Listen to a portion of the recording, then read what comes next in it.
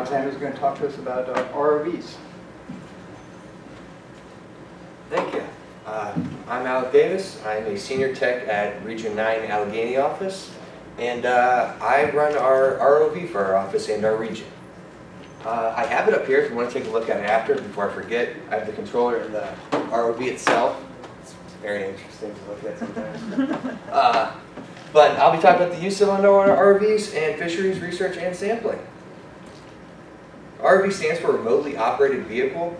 ROVs have previously been used in aquaculture for inspecting nets.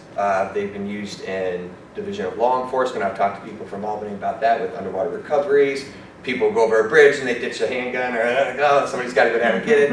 Instead of hiring a diver or getting a dive crew together, you can send an ROV down to retrieve it. Other capabilities of ROVs include water sampling.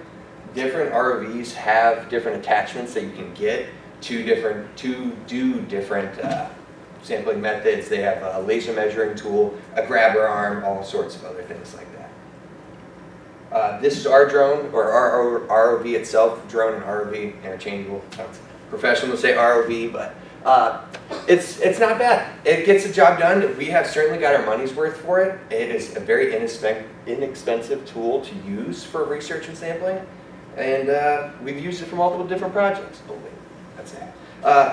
Our drone itself is, it's about 6 pounds. It's not too heavy itself, but it can go up to 100 meters deep. It's got a 100-meter tether that comes with it. If you'd like to upgrade the tether, you can get like a coil tether and it reels itself in. You don't have to worry about it, and it's up to 200 meters. But still, the drone itself can only go up to 100 meters. The camera shoots in 1080p and up to 4K. It also does take stills as you record. So if you choose to go back through your video after you take a video down underwater, you can go back and take one as you're doing it. There's a little button for it. It's very convenient, just so you don't have to worry about it. The cost is about $1,300. It's not bad. So with the state, you can sometimes even get it cheaper. You can run it through an HDMI cord to a TV if you have a TV accessible, or we use the iPads that are provided to us. Our ROV itself is very ideal for running for rivers, lakes, streams, and stuff like that. If you want an ocean ROV, this can go in saltwater. Not ideal for saltwater because you have to clean it extensively after.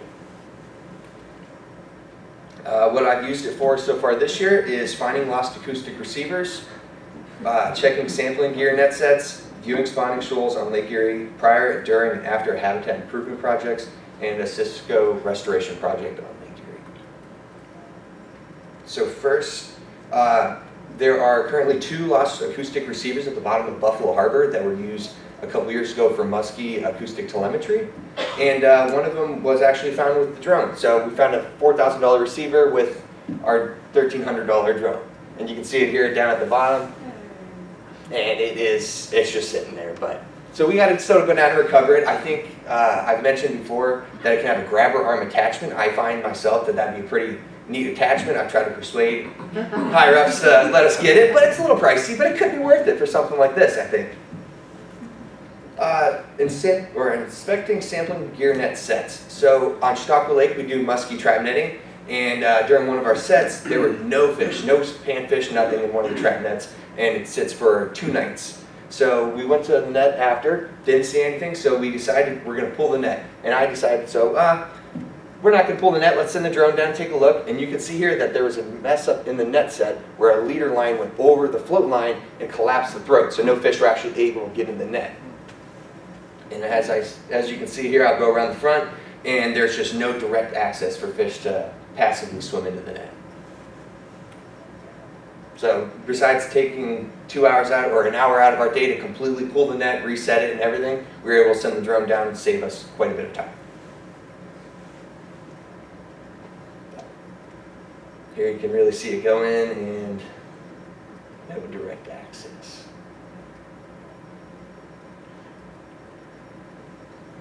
That.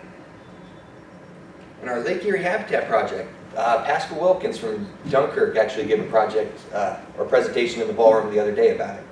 Big project. It actually turned out super well. Could not have been any better than what it turned out to be. So Brockton Shoals is a shoal or a rock deposit out off the shores of Lake Erie and has been historic spawning habitat for lake trout. And over the years, it's filled in with invasive mussels and silt and such. This was a pilot habitat project that was used as a barge, which you can see here in the photo. And it used pretty much like a pressure washer to clean everything off. But you can see here, this was before and how much coverage it was. It was very extensive. And we could have done this with the dive team, but then the state would have to contract out divers and stuff. But with this, it's very nice because it's on demand. You can do it from the shore. You can do it from a boat. It's very, very accessible. Here you can see the boom going down to a 24-foot well casing. That is an 8-inch well casing, and it's pushing out, I couldn't even tell you how much PSI. There was a 2-ton water pressure, or a 2-ton water pump on top of the barge. And there was actually, believe it or not, the amount of silt that you'll see here, none of it breached the surface because there's such a current below the water that everything stayed below and cleared right off. We were able to send the drone down about 20 minutes after they got done jetting off to be able to see that there was plenty of clearance.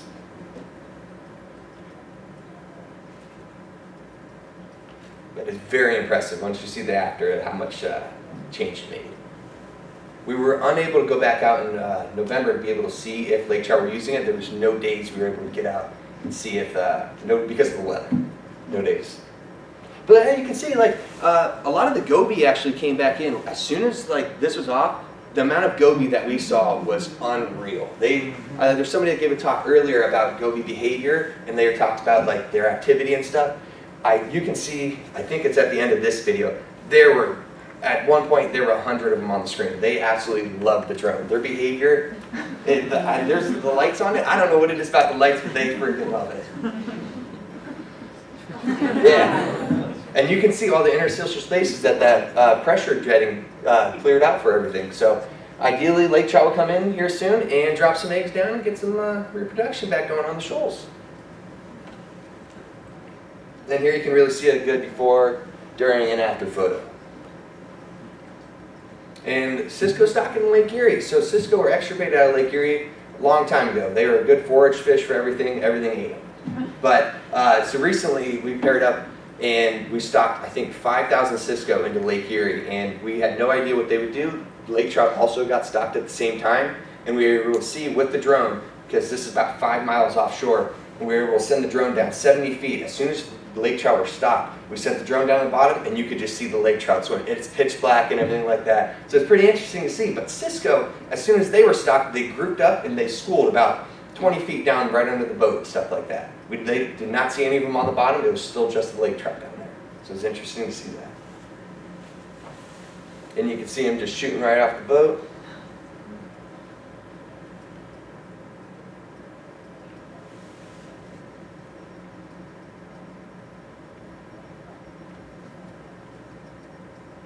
Here they'll be schooling up. And they split into a few different schools, because I think there's a couple thousand that got stocked each trip we made out. But you can see here, there's probably a good 100 of them just schooled up right there. So the other 100, they may have gone somewhere else, but they did not go to the bottom. So it's interesting to see their behavior right after they got stocked being in a raceway or a tank their whole entire life.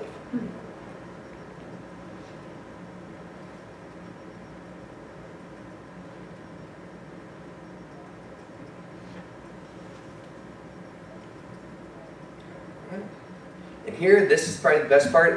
The amount of fish that you can see with this, they are not startled. They are beyond curious to be down there. And as soon as they see something like this, they're swarming it thing. It's so sweet to see. Here's at the Brockton Shoals when we dropped our anchor so they knew where to go. We found a school of walleye as soon as we sent the drone down. But you can see this is off the shoal where there's no rocks. It's just all sediment and invasive mussels and silt. But you'd think they'd be swarming right away, scared? Not at all. There's even a huge yellow perch in there, a big Lake Erie yellow perch.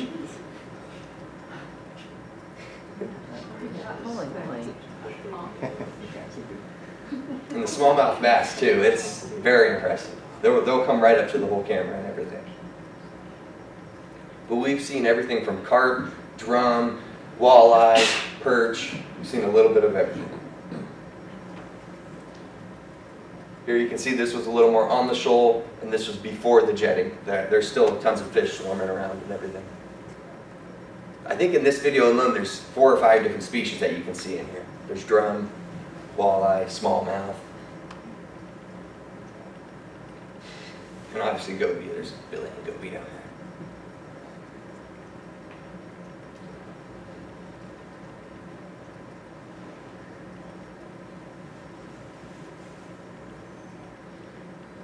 Being able to see the behavior, I think, could be very beneficial for anybody doing a project if they're doing fish behavior.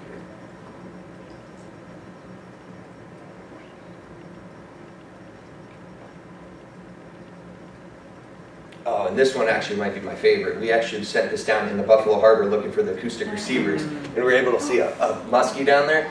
And as much as I wanted to follow it, he is beyond quick. The drone's fairly quick itself and go up to, I think, 2 knots or 4 knots, 2 meters per second. So it's pretty quick down there. But the muskie, we just couldn't keep up with it. He took off. But it's really sweet to be able to see that. So if you had an upgraded version of this drone or a more fancy one, you can actually use like a laser scaler. There's an attachment. If you're willing to drop probably $800, maybe $2,000 for it, you can get it and measure stuff. But for our applications, we do not need it. But I would like to. I'd like to convince my boss to. And here's Buffalo Harbor. We're looking for some more acoustic receivers, and these smallmouth just came right up. It's all clipped in the video further off, but within a minute of dropping the drone down, they came right to it.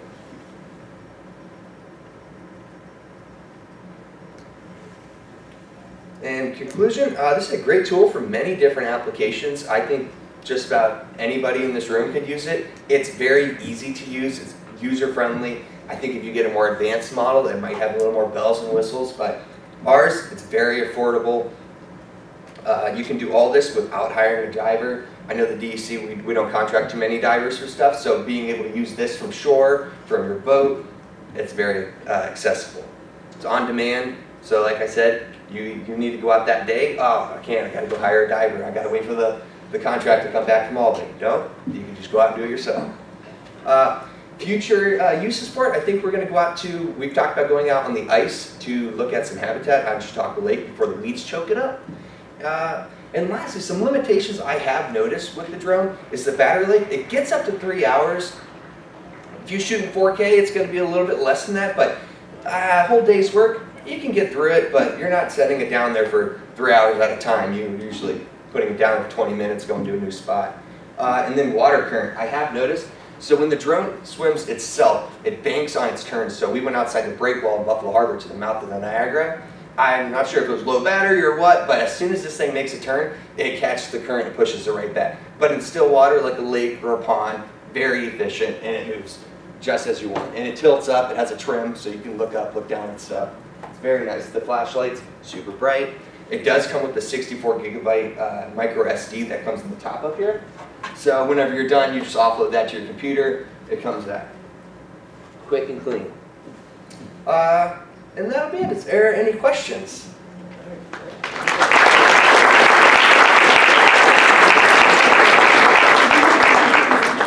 Yeah, so I just want to know what you're running off of, like an iPad or an iPhone. How are you guys doing that? So I think everybody got a lot of iPads a couple years ago, so we use that. Luckily, Dunkirk has their boat retrofitted to have a TV on there. Okay. So it actually plugs in the back. There's a port that we have the iPad connected to, which I look at, but then there's also an HDMI port that I run up to their TV so everybody else can see what I see without like looking over my shoulder at the drone itself.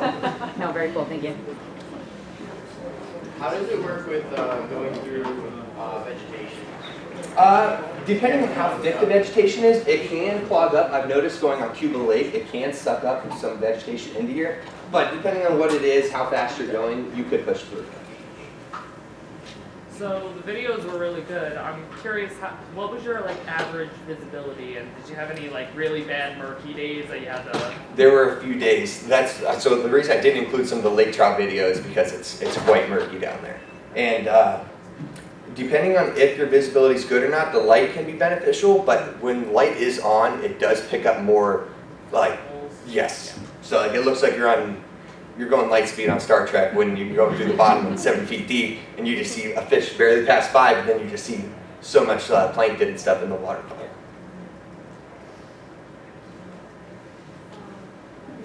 any like issues with like water temperature and it's getting really cold? Does that affect battery or anything? Is it? That is something we are going to test out. We've talked about going to Chautauqua Lake here soon. It's fully iced over, so we've talked about drilling a large enough hole to drop the drone down to try to take a look at some stuff. So we will figure out that. We'll try it with the full charge, and I mean, you get up to 3 hours with the full charge, so we'll see. I would assume it would certainly go down. Oh, I think who's next. Alexander, you showed some other models. If budget was no limitation, would you choose a different model, and which one and why? I certainly would. So I've talked to somebody from DLE out in Albany, and they sent me in. They're like, oh, like, well, send me some videos. And I was like, okay, yeah, this is the one we're looking at. And I was like, okay. Which they have the deep, or they're looking at the deep trekker, and it's a little tough just because like a lot of these places won't show you like what the actual price is unless you get a quote. I went through it after. I got a quote, about $30,000 for this guy in the middle there.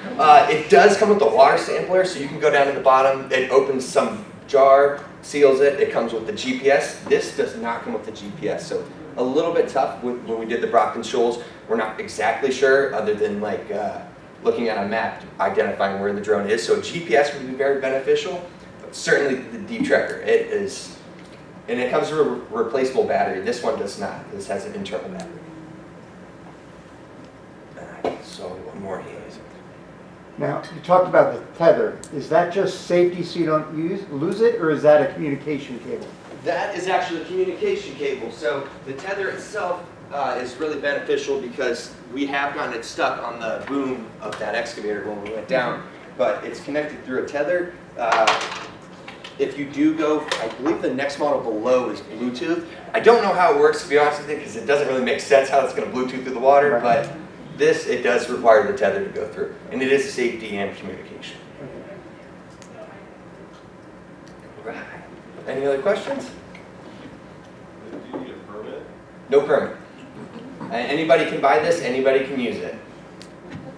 So you haven't really used it in river systems like that, right? Other than going outside the breakwall in Buffalo Harbor, where there's some slight current, but it's the Niagara current. So like you get a nice pool. I'm going to try in the Allegheny behind our office, and we have a nice pool. It's about 25 feet deep, and I'm going to send it down there this summer and give it a shot. I have some small excitement because I'm thinking this could be a good alternative method for doing freshwater mussel sampling without sending people out. That could be it. That certainly is a possible use for it. Up to what level can you use it in a river situation in terms of current? That is still up for testing. I've not tried it out in the Allegheny yet. The Allegheny's not like a ripping river. It's not really quick, but there's some spots where it does get quick, and I'd have to try it out. And the search and recovery stuff, to what extent is the benefits of using this first and then calling divers to recover it instead of just using the divers first? So, believe it or not, I've looked into this. The deep trekker, this middle one here, has a sonar built in. And so I think somebody gave a presentation about it yesterday where it scans the bottom and it gives you, like, if you don't have visibility to go down and see, you can use that. Also, if it has the grabber arm attachment, you are able to scan it, find it, go up and retrieve it right away. Unless it's something big enough that you have to require a diver. But to at least find it and mark it, and sometimes people do attach buoys to this. They'll go down, attach a buoy to a weight and to the grabber arm. They'll find whatever they're looking for, open the grabber arm, drop the weight, and there will be a buoy to the surface exact location. Anything else?